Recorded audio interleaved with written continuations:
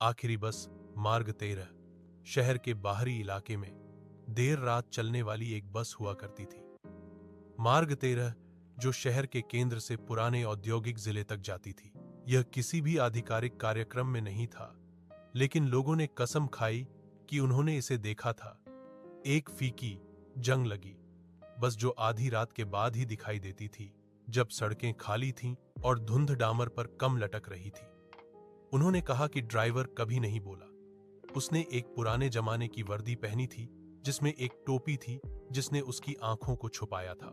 जब आप चढ़ते थे तो वह बस सिर हिलाता था और आपका किराया लेता था, हमेशा नकद में, हमेशा सटीक बदलाव। किंवदंती के अनुसार यदि आप रूठते रह लेते हैं तो यह सामान्य रूप से शुरू होगा।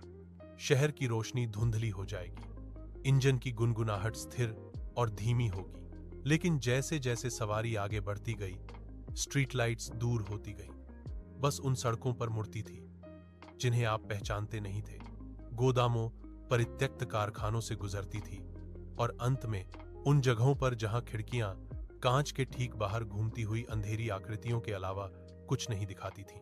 कुछ यात्रियों ने जल्दी उतरने की कोशिश की, स्टॉप कॉर्ड खींचा, लेकिन बस नहीं रुकी। ड्राइवर सीधा आगे देखता रहता, दरवाजे नहीं खुलते।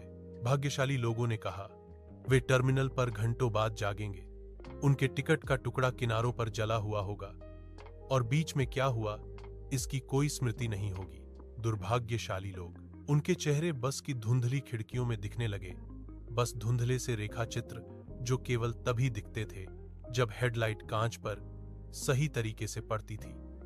शहर ने आखिरकार लाइन बंद कर दी, लेकिन हर अब और तब कोई कसम खाता है कि उन्होंने बस 13 को अभी भी चक्कर लगाते देखा है, हमेशा खाली, हमेशा रात के 12-13 बजे।